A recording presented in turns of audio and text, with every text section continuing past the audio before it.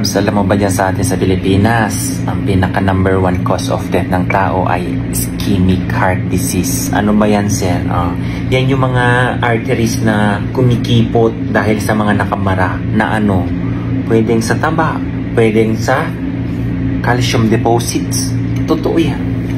Kaya ang ginagawa natin ngayon habang wala pa tayong nararamdaman, Caps, kailangan prevention. Kasi kadalasan ang ginagawa, saka na gumagawa ng ganito kapag merong nararamdaman na. Ang tawag doon hindi na prevention, bagkus treatment na ang kailangan doon or ang tawag doon. So, Caps, ito, kumuha ko ng, ayan, bawang. Alam nyo ang bawang? Kung gaano kakalakas kumain ng taba dyan. Caps, tanong ko sa'yo, itong bawang, kaya mo bang nguyuin ito ng raw? Ganito, hilaw. Kung anong sarap mong kumain dyan ng taba, dapat ganito ka rin kumain ng bawang. Yes sir, hindi ko naman kaya kasi yung amoy, yung sobrang pait. Nasasarapan ka dyan sa kinakain mong taba? Sa pag-prevent ng pag-deposits ng mga taba na yan, ayaw mong kainin? Ano bang importansya nito, Caps? It improves circulation by relaxing yung ating mga vessel or widening.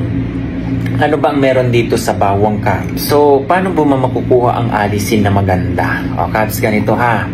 Itong raw na bawang, pwede mo siyang i-crush, pwede mo siyang hiwa-hiwain, or pwede mo siyang i-direct sa bibig mo, gaya ng ginawa ko kanina, na i-chew, para makuha mo yung benepisyo talaga ng bawang.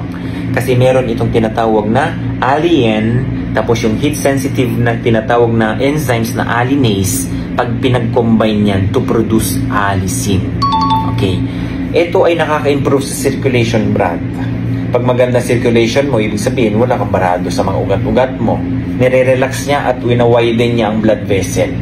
Itong alisin ay pwede niyang i-improve ang blood flow throughout sa buong katawan mo, which can enhance yung circulation and can reduce the workload of your heart. Studies suggest. For the info lang, Cabs, alam mo ba na itong bawang, it contains alisin na pwedeng makareduce sa plaque formation?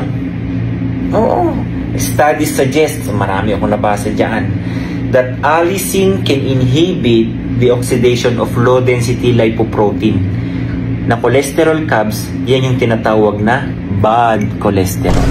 And it can reduce the formation of plaques in the arteries. Yan yung process na well-known kung tawagin ay atherosclerosis. Makita nyo dyan, yung mga diagnosis nyo, atherosclerosis, mga ganyan, CAD, yung coronary artery disease, Caps, yan yun. Ito ay nakakatulong, Caps, din sa pag-prevent ng pag-build up ng harmful substance dyan sa ating mga arteries na pwedeng mag-lead sa blockage. Totoo. At kung kayo, bawal po ito at limitahan kung kayo nagtitake ng blood thinner. It can reduce the platelet aggregation.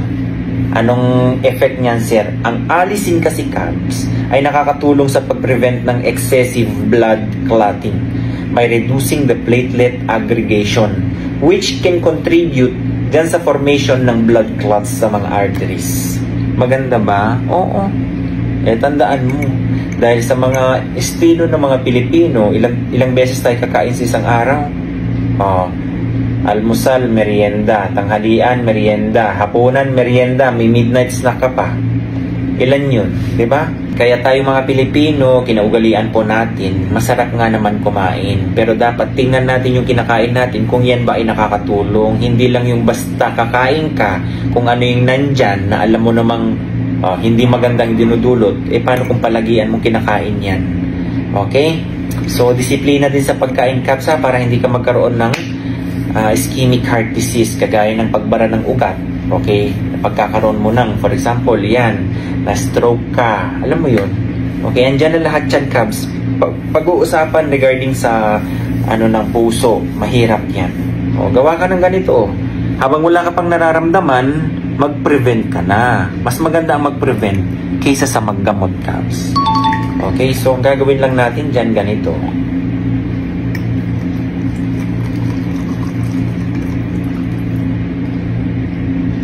Kabs, ang sarap nito sa totoo lang.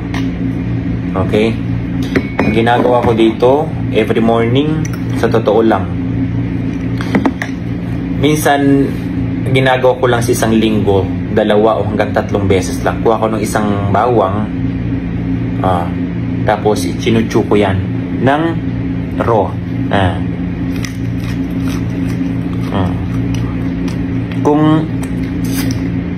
Kung anong lasa ng kinakain mong taba dyan, Kabs, ganyan din dito ang pagkain mo ng ganyan na pwedeng ma-prevent. Ang lakas nito, Kabs, sa totoo lang.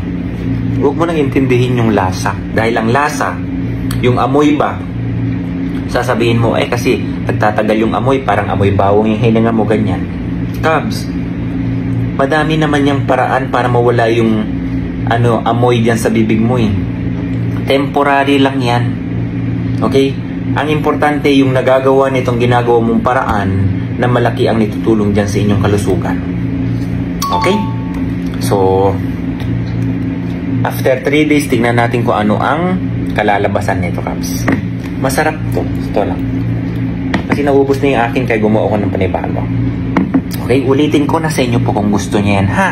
Sinasabi ko nga na habang wala ka pang nararamdaman, mag-prevent ka na. Hindi yung kung kailan ka may nararamdaman, saka mo ginagawa yung ganito. Hindi na po prevention yan.